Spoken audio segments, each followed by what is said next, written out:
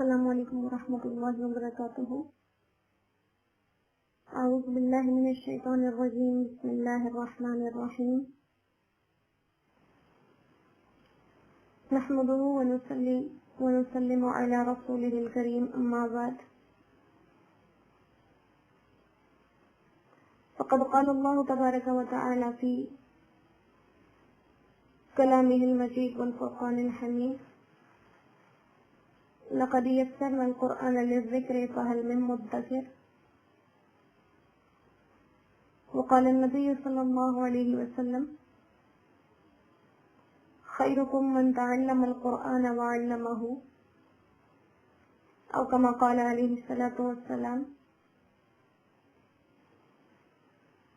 رب اشرح لی صدری ویسر لی امری واحلل عقدۃ من لسانی یفقہوا قولی۔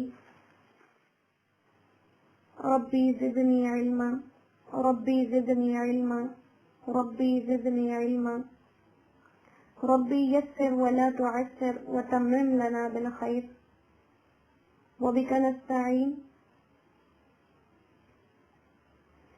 وبک نستغیث۔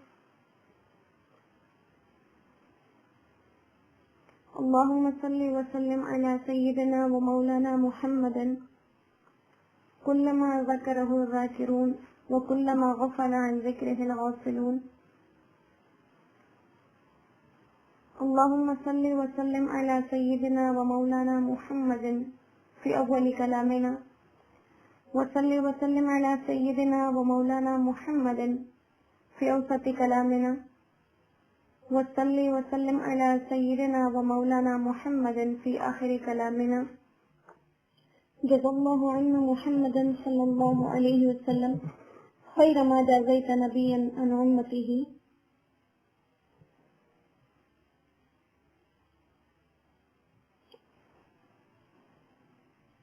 اللہ پاک کا احسان ہے، ایک نیا دن، ایک نئی صبح ہماری زندگی میں طلوع ہوا، اور یہ دن رات میں ڈھل جائے گا اس حساب کتاب کے ساتھ کہ کوئی اپنے اس دن کو اپنی دنیا اور آخرت کی بھلائی کا ذریعہ بنا لے گا، اور کوئی اسے دنیا اور آخرت میں افسوس کا ذریعہ بنا لے گا۔ اللہ سبحانہ و تعالیٰ سے اس بات کی دعا ہے کہ یہ طلوع ہونے والا دن ہماری دنیا اور آخرت کی بھلائیاں لے کر آئے ہمارے لیے، اور ہمیں اسے دنیا اور آخرت کے لیے بہتری کا ذریعہ بنائے، اور ہمیں قیامت کے دن کے حسرت اور افسوس سے محفوظ رکھیں۔ اس کے ساتھ ہی اللہ پاک کا احسان ہے جس نے ہمیں اس وقت میں اپنے کلام کے سامنے بٹھا دیا، اور یہ اس کی محبت کی دلیل ہے۔ ہم دنیا کے دستور میں دیکھتے ہیں، ہم اپنی پسندیدہ چیز اسی انسان کو دیتے ہیں جس سے ہمیں محبت پیدا ہوتی ہے، اور یہ قانون اللہ کے یہاں بھی ہے، وہ جس سے زیادہ محبت کرتے ہیں اس انسان کو اپنے ساتھ لگا کے رکھتے ہیں، کبھی نمازوں کے ذریعے، کبھی قرآن کے ذریعے، کبھی تسبیح اور استغفار کے ذریعے۔ یہ اس کی محبتوں کے بہانے ہیں جو وہ رب ہمیں اپنے سامنے بٹھائے رکھتا ہے۔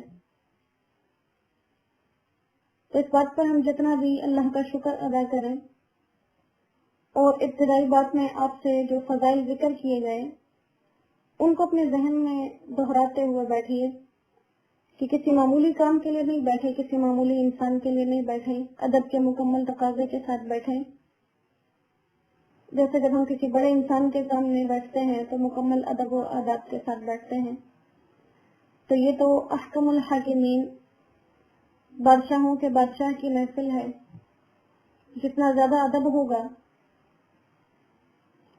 اتنا ہی زیادہ اللہ سبحانہ و تعالیٰ کی محبتوں کو ہم لینے والے بنیں گے، اور دل میں یہ خیال ہو کہ اللہ کو ہم سے محبت ہے، اسی لیے اس نے ہمیں اپنے سامنے بٹھایا۔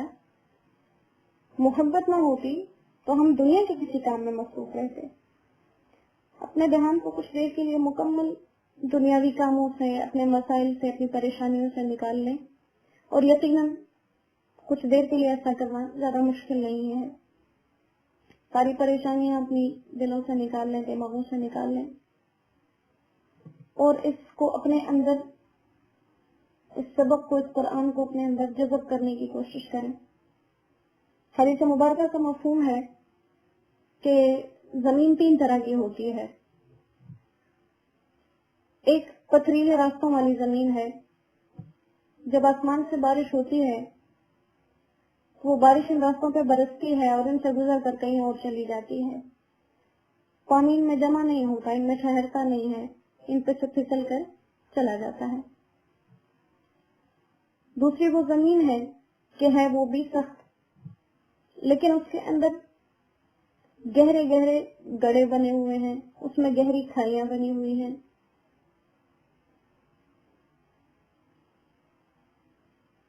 تو پانی جب ان پہ برستا ہے بارش کا, وہ اس پانی کو اپنے اندر جمع کر لیتے ہیں. پھر خود تو چونکہ زمین وہ سخت ہے اس لیے خود تو اس سے فائدہ نہیں اٹھاتی, لیکن وہاں پہ جانور آ کر پانی پیتے ہیں, وہاں سے ضرورت مند لوگ پانی لے کر جاتے ہیں, تو وہ خود تو فائدہ نہیں اٹھا رہی زمین, لیکن دوسرے لوگوں کے لیے فائدے کا ذریعہ ہے. تیسری زرخیز زمین ہے. جب اس پر بارش ہوتی ہے وہ بارش سے اس پانی کو اپنے اندر جذب کر لیتی ہے. اس میں سے سبزہ اگتا ہے, اس میں کھیتیاں اگتی ہیں, اس میں فصلیں لہلہاتی ہیں. وہ زمین دیکھنے میں خود بھی خوبصورت لگتی ہے اور اپنے پاس آنے والوں کو بھی فائدہ دیتی ہے. اس سے انسانوں کے خوراک کا ذریعہ بنتا ہے, اس سے جانوروں کے چارے کا ذریعہ بنتا ہے. تو آپ صلی اللہ علیہ وسلم نے فرمایا جیسے یہ زمین 3 طرح کی ہے, ایسے لوگ بھی 3 طرح کے ہیں. ایک وہ ہے جن کے سامنے جب اللہ کا ذکر کیا جائے, جب دین کی بات کی جائے, تو وہ سخت راستوں جیسے بن جاتے ہیں کہ وہ باتیں ان کے اوپر سے پھسل کے گزر جاتی ہیں, نہ وہ اسے جذب کرتے ہیں نہ جمع کرتے ہیں.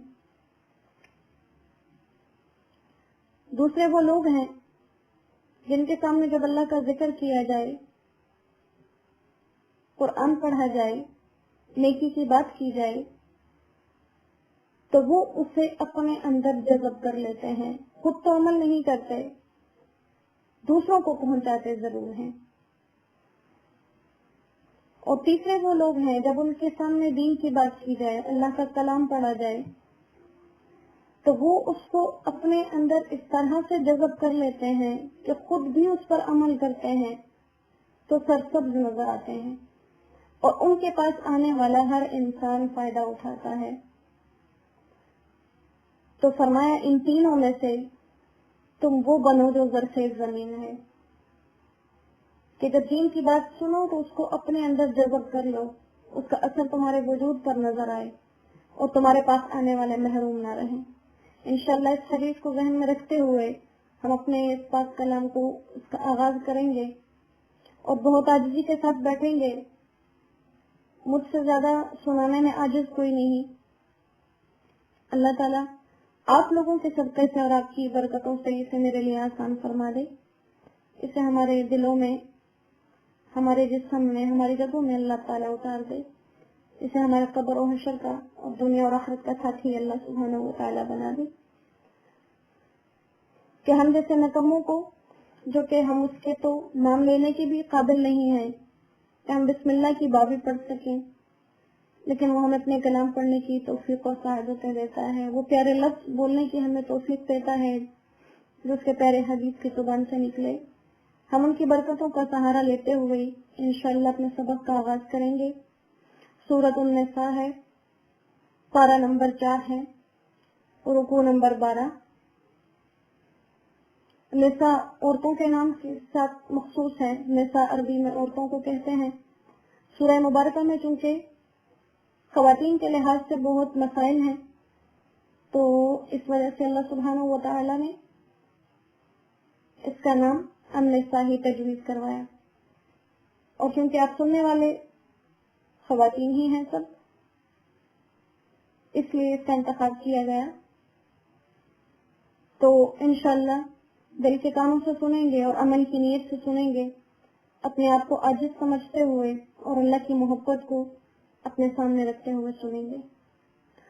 اعوذ باللہ من الشیطان الرجیم، بسم اللہ الرحمن الرحیم۔ یا ایہا الناس اتقوا ربکم الذی خلقکم من نفس واحدۃ وخلق منها زوجہا وبث منہما رجالا کثیرا ونساء واتقوا اللہ الذی تساءلون به والارحام ان اللہ کان علیکم رقیبا۔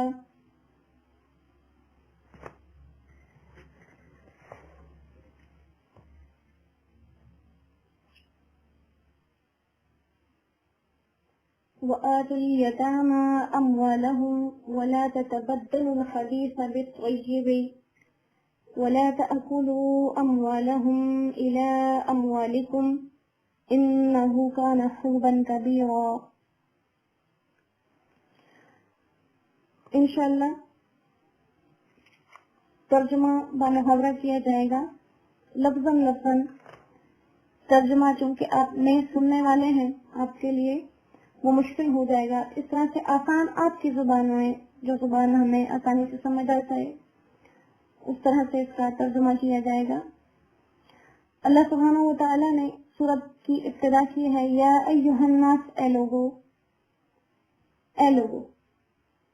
اتقوا ربکم الذی خلقکم، اپنے اس رب سے ڈرو جس نے تمہیں پیدا کیا، من نفس واحدۃ، ایک ہی جان سے، وخلق منها زوجہا، اور اسی سے اس کا جوڑا پیدا کیا، وبث منہما رجالا کثیرا ونساء، اور پھیلائے ان دونوں میں سے بہت سے مرد اور عورتیں، واتقوا اللہ الذی، اور اس اللہ سے ڈرتے رہو، تساءلون بہ، جس کے واسطے سے تم ایک دوسرے سے سوال کرتے ہو، والارحام، اور رشتہ داروں کے بارے میں خبردار رہو، ان اللہ کان علیکم رقیبا، بے شک وہ اللہ تم پر نگہبان ہے، وآتوا الیتامی اموالہم، اور یتیموں کو ان کے مال دیتے رہو، ولا تتبدلوا الخبیث، اور تبدیل نہ کرو برے مال کو بالطیب، اچھے مال کے ساتھ، ولا تأکلوا اموالہم، اور نہ کھاؤ ان کے مال، الی اموالکم، اپنے مالوں کے ساتھ، انہ کان حوبا کبیرا، بے شک یہ بہت بڑا وبال ہے۔